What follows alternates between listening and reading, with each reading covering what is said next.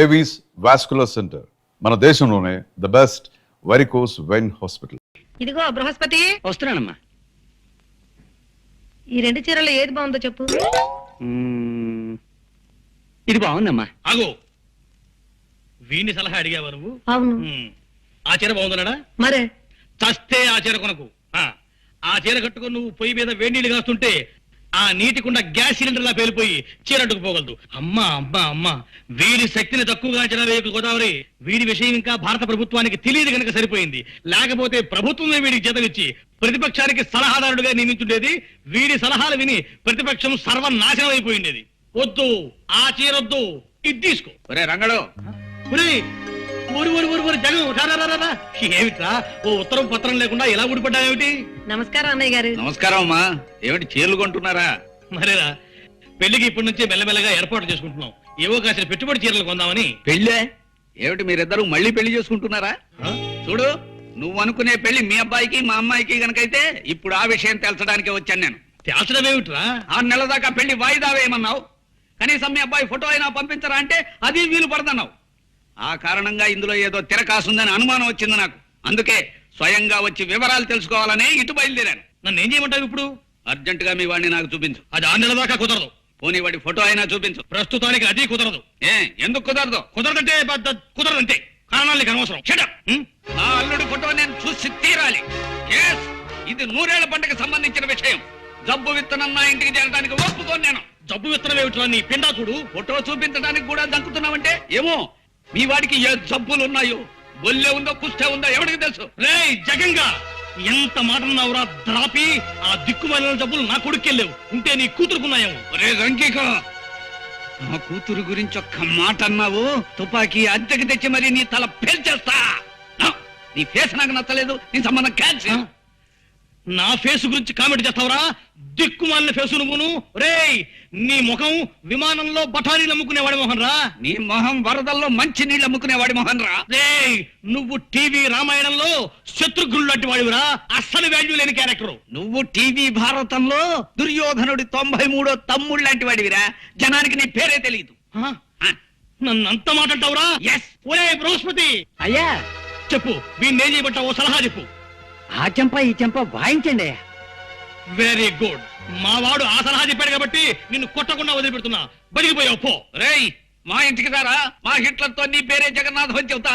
నిన్ను పీకి పీకి పీలికలు చేసేస్తుంది. అది మీ ఇంటికి వచ్చినప్పుడు చూసుకుందాం గానీ ముందు మర్యాదగా మా ఇంటికి గడపదాటు. వెడుతాను రా.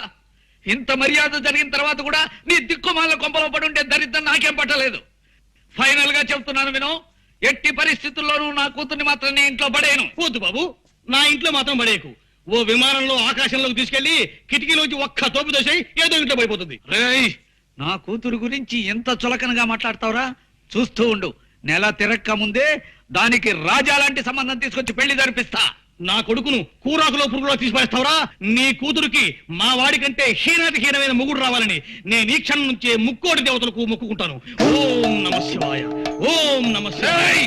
చెప్పబోతున్నా. రే కాంతిస్రా, పోదరుడా, తీసుకుపోతారు గారు, వెళ్ళిపో. మళ్ళీ మా ఊరాకు. ఏమైందండి? కాయా పండా? కాయే, కరక్కాయ గిలక్కాయ. ఆ సంబంధం క్యాన్సిల్ చేసి వాడికి చీకొట్టి మరీ వచ్చాను. పోలేండి, అంతా మన మంచికి అని ఇదెందుకు జరిగిందో. అయినా మనం బిడ్డను సంకలో పెట్టుకుని దేశం అంతా గాలిస్తున్నామేమో అనిపిస్తోందండి. ఈ వయస్సులో మనకి సంకనెత్తుకునే బిడ్డ పెట్టిన మొహం. తోటకూర అనుకునే అడ్డమైన పిచ్చాకులు కూర వండుకు తిన్నావా? నేను చెప్పేది మన రాంబాబు గురించండి. కుర్రాడు యోగ్యుడు, బుద్ధిమంతుడు.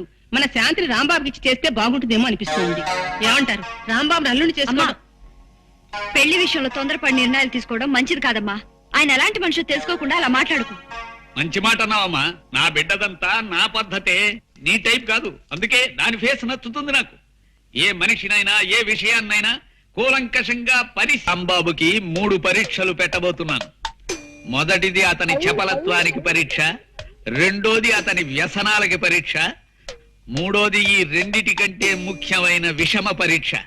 ఈ 3 పరీక్షల్లోనూ రాంబాబు గెలిస్తే మన శాంతి అతంది, లేదా అతందో అతంది. ఈ ఇన్ఫర్మేషన్ ఇచ్చినందుకు చాలా థ్యాంక్స్ రా. ఇహ చూసుకో, మా మావని ఎలా ఆట ఆడిస్తాను. నమస్కారం సార్, నా పేరు చక్రపాణి. అప్పుడప్పుడు డ్రామాల్లో వేషాలు ఇస్తుంటాను. చూశాను, కొన్ని టీవీ నాటకాల్లో కూడా నిన్ను చూశాను. కాబట్టే నీ దగ్గరకు పని మీద వచ్చాను. నాతో మీకు పనే ఏమిటి సార్ అది? ఇప్పుడు నువ్వేం ఉద్యోగం చేస్తున్నావు? ఎక్కడ ఉద్యోగం దొరక్క ఖాళీగా ఉన్నాను. అదే నా సమస్య సార్. ఓకే, నీ ఫేస్ నాకు నచ్చింది. నా పని నువ్వు చేసి పెడితే నీకు పని నేను చూసి పెడతాను. Thank you sir. మీరు ఉద్యోగం ఇప్పిస్తానంటే మీరు ఏం చెబితే అది చేస్తాను. చెప్పండి. నా కాబోయే అల్లుడికి 3 పరీక్షలు పెట్టాలనుకుంటున్నాను. అందులో మొదటి పరీక్షకి మనకు అందమైన ఏ మిస్టర్, మీకు డ్రైవింగ్ వచ్చా? వచ్చు. ఏ కారులో వస్తుంటే దాహం వేసి నీళ్ల కోసం ఈ చెరువుల దిగి పడిపోయాను. అబ్బా, కాలు బెణికింది, డ్రైవ్ చేయలేను. నన్ను కాస్త మా ఇంటి దగ్గరికి తీసుకెళ్ళరా? మాది పక్కూరే. ఇంత మంచి కారులో వస్తూ నీళ్ల కోసం చెరువులోకి దిగావా?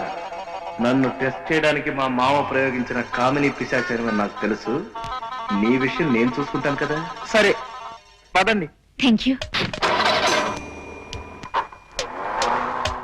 పిట్ట వల్లో పడింది. అవునండోయ్. పద. రండి. ఇదిగోండి మీ కార్ కేసు. నేను వెళ్ళొస్తాను. ఒక్క నిమిషం, కాఫీ తీసుకుని వెళుదురు గాని. అబ్బే వద్దండి, ప్లీజ్.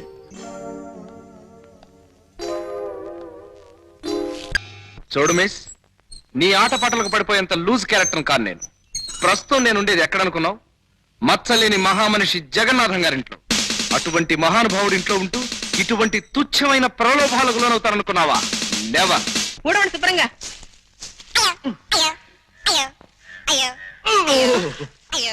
అయ్యో, ఇలా కుంటున్నానేమిటండి? ఏమైంది? రాంబాబుకి మొదటి పరీక్ష పెట్టాను.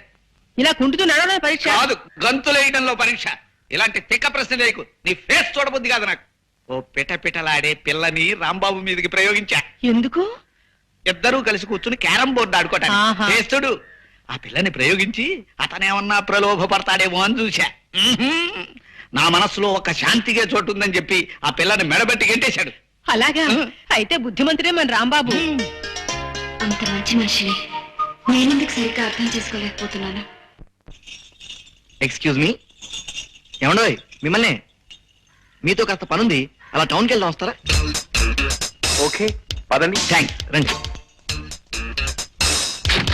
ఏమిటండి నన్ను ఇంత దూరం టౌన్ కు తీసుకొచ్చి ఈ బార్కు తీసుకొచ్చారేమిటి?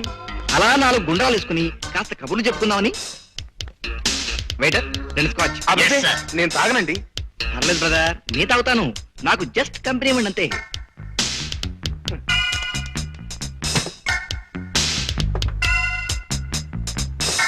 ఇదెవరికి? నీకేసా? నాకా? ఉమ్. రాస్కెల్, నా చేత తాగించాలని చూస్తావా? నేనెవరినో తెలుసా? తిమ్మాయిపాలెం ఊరు మొత్తానికి గల ఏకైక పెద్ద మనిషి జగన్నాథం గారి గెస్ట్ ని. నేను తాగాననే కాదు, అసలు ఈ బార్లోకి అడుగు పెట్టానని తెలిస్తేనే ఆ ఊర్లో ఆ మహానుభావుడు తలెత్తుకు తిరగలేడు తెలుసా? నవ్వుతావా? నన్ను చూస్తే నవ్వులాటకుందరదే. నా చేత తాగించాలని చూస్తావు కదూ? సార్, మీరు కూడా వీడు గోప గుయ్యమనేలాగా 4 పేకండి. నేనా? వద్దులండి, ఆయన డబ్బులు ఇవ్వరు. డబ్బులు ఇవ్వడం? అదే బేరల్ని కొడితే బారికి డబ్బులు కట్టాల్సి వస్తుందని. జాగ్రత్త, టేక్ కేర్. ఆ మహనీయుడు జగన్నాథం గారికి చెడ్డ పేరు తెచ్చే ఏ పని నేను చెయ్యనన్న విషయం తెలుసుకునే మసలుకో. అసలు నీ ఫేసే నచ్చడం లేదు నాకు.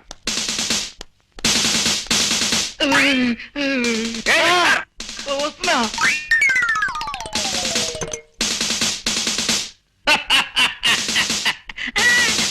అయితే మన రాంబాబు మీ 2వ పరీక్షలో కూడా నెగ్గినట్టేనన్నమాట. నా ముందలా ప్రవర్తించడం నటన మాత్రం కాదండి. దురలవాట్లుంటే మొహమాటానికి వద్దనే వాళ్ళ మొహంలోనే ఆ అబద్ధపు మాట తెలిసిపోతుంది. అంచేత నా అంచనా మేరకి అతను తాగుడు, జూదం, వ్యభిచారం ఇలాంటి చెడ్డలవాట్లు ఏమీ లేని మంచి మనిషి. ఆ కుర్రాడికి మనమంటే అపారమైన గౌరవం, మన శాంతంటే అమితమైన ప్రేమ అని తెలిసిపోయింది నాకు. అన్ని విధాల రాంబాబు ఎంతో మంచి మనిషి. ఆయన మంచితనం ముందు నేను ఓడిపోయాను. ఆ ఓటంలో ఉన్న ఆనందాన్ని ఇప్పుడు అనుభవిస్తున్నాను. రిక్షా ఇక్కడే తిప్పు బాబు. ఈ ఇంటి ముందే బొంగరంలా గిరగిరా గిరగిరా తిరుగుతుండాలి. తిప్పు తిప్పు తిప్పు. చూడు మై డార్లింగ్. ఏమండి, ఏమిటిది? ఇది బీదవారి కారు, మాది కుర్ర కారు. మేం చేస్తోంది షికారు. తను తాయారు, మేం పెళ్లికి తయారు. ఇది ఖరారు. ఈ అమ్మాయిని పెళ్లి చేసుకుంటారా? మరి నన్నేం చేస్తారు? నిన్నేమైనా చేయడానికో నీ బాధ్యతల నుంచి తప్పించడానికో నేను ఎంత వాణి సీత. నువ్వు ఇలా నీ తల్లి కన్నిటికి వేణీళ్ళలో పెట్టిన కొవ్వొత్తులా కరిగిపో. నేను ఈ పిల్లల్ని పెళ్లి చేసుకుని ఎటో ఎగిరిపోతా. నా వెనకాల బాధ్యతలున్నాయని నన్ను వదిలేస్తారా? నేను చేస్తున్న పనిలో ఇసుమంత అన్యాయం కూడా లేదు సీత. ఇప్పటికైనా మించిపోయింది లేదు. నీ బాధ్యతలన్నీ దించేసుకుని ఆ ఇంటితో నీ బంధాన్ని తెంచేసుకుని నాతో వచ్చేస్తానంటే ఈ పిల్లల్ని పంపించేస్తా, లేకపోతే ఈ అమ్మాయి మేడం తాళి కట్టేస్తా. అంత పని చేయకండి. నాకు మా అమ్మ, అక్కయ్య, చెల్లెలు ఎవరు వద్దండి. మీరు మీరు కావాలండి. ఆ మాట మీ అమ్మ ముందు చెప్పు. అలాగే. అమ్మా, వెంటనే మన ఇంటి బాధ్యతలు వదిలించుకొని రాకపోతే నన్ను కాదని ఆ అమ్మాయిని చేసుకుంటానంటున్నారే. అయ్యో వద్దమ్మా, మా విషయాలను పట్టించుకోవద్దు. మా గురించి మీ భవిష్యత్తు పాడు చేసుకోవద్దమ్మా. నువ్వు సూర్యబాబుని పెళ్లి చేసుకుని సుఖపడు. ఏమిటి, నన్ను పెళ్లి చేసుకోవద్దని చెప్తున్నారా? లేదు బాబు, చేసుకోమంటున్నాను. కాస్త గట్టిగా చెప్పండి. అలా మీలో మీరే కొనుక్కుంటారా? వెంటనే మా సీతని పెళ్లి చేసుకో బాబు. అది అలా రండి దారికి. మా సీతని పెళ్లి చేసుకో బాబు అని ఇప్పుడు మీరు అరిచిన అరుపు చుట్టుపక్కల 6 మైళ్ళ దూరం వినపడింది. వాళ్ళే నాకు సాక్షులు. ఇదిగోనమ్మా 50 రూపాయలు. చాలా థ్యాంక్స్. డ్రామా ఆర్టిస్ట్ ఇప్పటికి 16 గంపలు కూల్చింది, 60 కాపురాలు నిలబెట్టింది. ఇక మీరు పరీక్షలు, మార్కులు వేయడాలు అనే గొడవలు ఏం పెట్టుకోకుండా మన అమ్మాయిని రాంబాబుకి ఇచ్చి పెళ్లి చేసేస్తే మంచిదండి. అక్కడే నీ తొందరపాటు ఆడబుద్ధి ప్రదర్శించావు నువ్వు. మూడోది అసలైంది అయిన పరీక్ష ముందుంది. చక్రపాణి, రేపొచ్చే శుక్రవారం నువ్వు మా అమ్మాయి శాంతిని పెళ్లి చేసుకోవాలి. నాన్న అదేమిటండి మతుండే మాట్లాడుతున్నారా? మధ్యాహ్నం మాగాయ పచ్చట్లో గోంగూర పులుసు కలుపుకోవద్దండి అంటే విన్నారు కాదు. చక్రపాణికి శాంతికి పెళ్లంటే నిజంగా పెళ్లి చేయమా? సున్న పెడత ఫేసు నువ్వును. అలా చేస్తామని రాంబాబుకి తెలిసేలా చేస్తాం. నిజంగా అతను మన శాంతిని సిన్సియర్ గా ప్రేమిస్తే స్వార్థం లేని ప్రేమ త్యాగాన్ని కోరుతుంది అన్న ప్రిన్సిపల్ ప్రకారం అతను చిరునవ్వు నవ్వుతూ అలాగే కానివ్వండి sir, okay, all the best to her అంటాడు. అలా అన్నాడు నిజంగా గొప్ప మనిషే. ఆ ముహూర్తానికే శాంతినిచ్చి అతని కాళ్ళు కడిగేస్తాను. లేదు, శాంతి ఇంకొకరిని పెళ్లి చేసుకోవడానికి వీల్లేదు అని అన్నాడు, ఆ ప్రేమలో ఏదో స్వార్థం ఉందన్నమాట. అప్పుడు అతనికి మరికొన్ని పరీక్షలు పెరుగుతాయి. ఏమైనా ఇంతవరకు నువ్వు పెట్టిన పరీక్షల విషయం సరే, ఇప్పుడు నువ్వు చేయబోతున్న పని మాత్రం ఏం బాగుండలేదు నాన్న. నిజమేనండి. ఈ కుర్రాడితో దాని పెళ్లి జరిపిస్తామని 10 మందిలో చెప్పి చివరికి రాంబాబు నుంచి చేస్తే నలుగురు ఏమనుకుంటారు చెప్పండి? నిజంగానే ఈ ఆలోచన నాకు నచ్చడం లేదు సార్.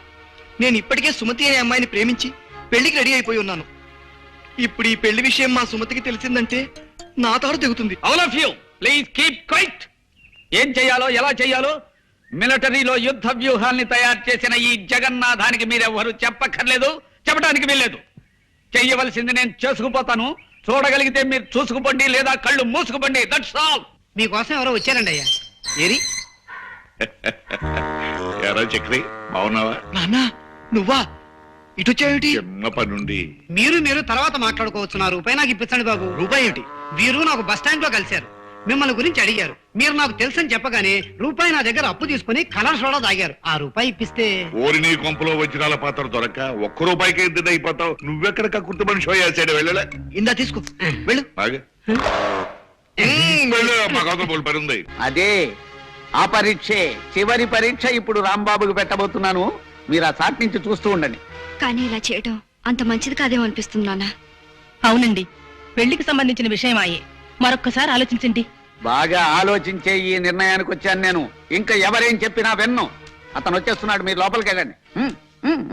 రాంబాబు సార్, నీతో ముఖ్యమైన విషయం మాట్లాడాలి. చెప్పండి సార్. నమస్కారం అండి. రెండల్లుడు గారు రండి, సమయానికి వచ్చారు. వీరు మా నాన్నగారు నారాయణ గారు. హలో బాబు గారు. హలో సేటు. ఇదేంటిది 5 రూపాయలు ఇచ్చారు? అది ఉంచండి. కొత్త మనుషులను కలిసినప్పుడు ఉత్తరం శేఖరణ ఇవ్వకుండా తృణమో పడమో చేతిలో పెట్టడం, అలాగే నేను పుచ్చుకోవడం అలవాటు. ఇప్పుడు మీ లెవెల్కి తగ్గట్టుగా మీరు ఇవ్వండి. ఎలాగూ మీరు 100కి తగ్గరనుకోండి. ఈ అలవాటు చాలా బాగుంది. పైగా మీ ఫేస్ కూడా నచ్చింది నాకు. ఇదిగో ఇది ఉంచండి. నాకు తెలుసండి. ఓరి మీ పెరట్లో పెట్రోలు బాగు తవ్వా. రూపాయి ఇచ్చావా సెటు? సార్ ఏదో చెప్పాలన్నారు. అదేనయ్యా, సమయానికి మా బియ్యంకుడు అల్లుడు కూడా వచ్చేశారు. విషయం ఏమిటంటే అతి త్వరలో మా శాంతిని చక్రపాణికిచ్చి పెళ్లి జరిపించాలని మేమంతా నిర్ణయించాం. చాలా బాగుందండి. ఇద్దరు ముచ్చటైన జంట అవుతారు. చక్రపాణికి అర్ధాంగి అయితే శాంతి సుఖపడుతుంది అంటే నా మనసు ఆనందంతో నిండిపోయింది. ఆమె ఎక్కడున్నా సుఖ సంతోషాలతో భోగ భాగ్యాలతో తొలతూగుతుండటమే నేను కోరుకునేది. ఆ దేవుణ్ణి వేడుకునేది? Thank you, congratulations Chakrapani.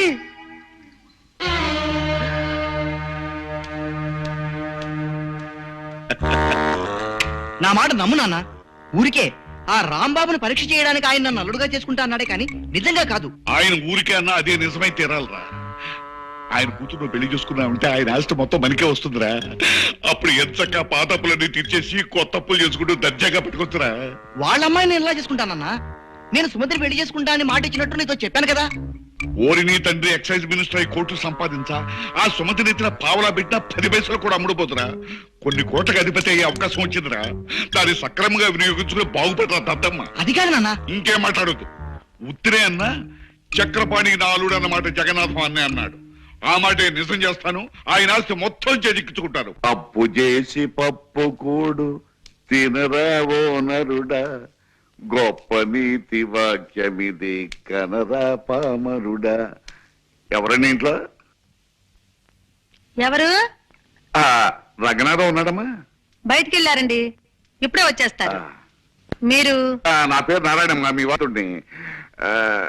రిక్షావాడికి డబ్బులు ఇవ్వాలి, ఓ 10 రూపాయలు చల్లుంటామండి. థ్యాంక్స్ అమ్మా. రిక్షా వాడికి ఇవ్వాలన్నారు? వెళ్ళేటప్పుడు రిక్షావాడికి ఇవ్వడానికమ్మా. ఏమయ్యా రంగా కులసా? ఎవరు? నారాయణ. నారాయణేనయ్యా. ఏమయ్యా పెద్ద మనిషి, ప్రాణం మీదకి వచ్చిందని 5,000 అప్పు తీసుకెళ్లి 10 నెలలు దాటుతుంది, ఇంతవరకు మనిషి అయిపు పత్తలేవు. ఇదేమన్నా మర్యాద లక్షణమేనా? ఇస్తాలేవయ్యా. ఆఫ్టర్ 5,000 అప్పించావు లేదో పెద్ద రంకెలేస్తున్నావు. ఇదిగో నాకు లక్షల అప్పులు ఇచ్చిన వాళ్ళే నా ముందు నోరెత్తడానికి సాహసించరు. అంత దూరాన్ని చేతులు కట్టుకు నిలబడతారు. 5,000 ఇచ్చావు లేదో పెద్ద గింజుకుంటున్నావు. ఇదిగో మా అబ్బాయికి ఒక కోటీశ్వరుడు ఏకైక పుత్రుడి ఇచ్చి పెళ్లి చేస్తున్నాను. ఆ పెళ్లైన మరుక్షణమే మీ అందరు అప్పులు తీర్చాతలు మారేస్తానయ్యా. ఇదిగో కావాలంటే శుభలేఖ చూడు. నీ కొడుక్కి జగన్నాథం కూతురు చేసుకుంటున్నావా? అవునయ్యా, కనపడ్డలా వచ్చే నెల పెళ్లి. జగంగా నన్ను కాదని ఈ నారాయణ గారితో బియ్యం అందుకుంటావా? రే దొరికిందిరా, ఇప్పుడు నీ జుట్టు నా చేతుల్లో దొరికింది. ఇక నీ కాబోయే అల్లుణ్ణి నానా భ్రష్టు పట్టించేస్తాను చూసుకో. ఇదేమిటి అమ్మాయి శాంతి? సుబ్బులు! ఏమిటండి, ఏమిటి అరుపులేమిటి? కొంప మునిగిందే. చూడు ఈ శుభలేఖ చూడు. నేను మాట వరుస కన్న మాటను పట్టుకుని చక్రపాణికి శాంతికి పెళ్ళంటూ శుభలేఖలు వేయించేశాడు ఆ త్రాసుడు నారాయణ. అయ్యయ్యో, నే భయపడినంత జరిగింది. ఈ దిక్కుమాలిన పరీక్షలు వద్దు మొర్రో అని ముందు నుంచి నేను నెత్తి నోరు బాధ చెప్తే విన్నారా? ఇప్పుడు అనుభవించండి. ఈ శుభలేఖలు అందరికి పంచిపెట్టే ఉంటాడాయన. ఇప్పుడు నలుగురిలో ఎలా తలెత్తుకు తిరగలను నాన్న? అసలు ఎత్తనేడి చక్రపాణి? ఏంటి సార్? త్వరగా రావాలి. మీ నాన్న నిర్వాహకం చూడు. సారీ సార్, మా నాన్న ఇంతగా రెచ్చిపోతాడని నేను ఊహించలేదు సార్. ఈ శుభలేఖ బయట పడితే నా కూతురు బతికి ఏమవుతుందో చెప్పు. ఇది బయటపడితే నా బతుకు సర్వనాశనం అయిపోతుంది సార్. మా సుమతి గారికి చూసిందంటే కొంపలు అంటుకుంటాయి. ఎలా? ఇప్పుడు ఏం చేయాలో సలహా అయినా చెప్పి తగలడు. అదే నాకు అర్థం కావడం లేదు సార్. ఏమిటి నీకు అర్థం కాని? ఇలా మీలో మీరు పోట్లాడుకోవడం కాదు, జరిగిన విషయం అంతా వివరంగా చెప్పి రాంబాబు గారిని సాయం చేయమని బతిమాలుతున్నాను రాంబాబు గారు. ఏమైందండి?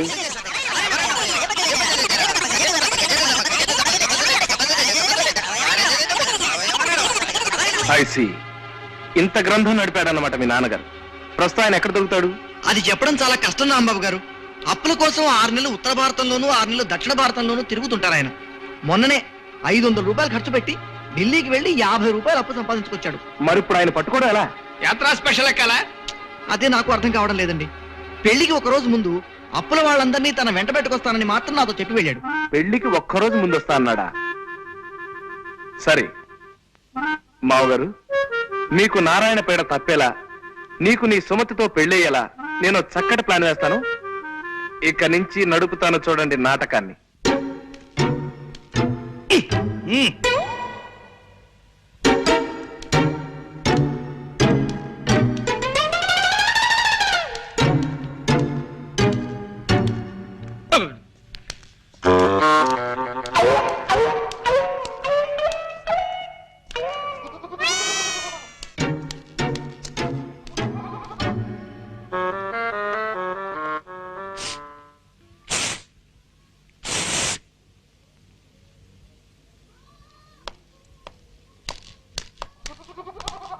ఇక్కడ చక్రపాణి అంటే ఎవరు బాబు? నేనే. నువ్వేనా? శుభం. మీరెవరు? నేను మీ నాన్నకు అప్పించిన పిచ్చివాళ్లే బాబు. అవును, పెళ్లి కొడుకువి ఇలా దిగాలుగా ఉన్నావే? మనసేం బాగుండలేదండి. అలాగా? మనసు బాగుండకపోతే మంది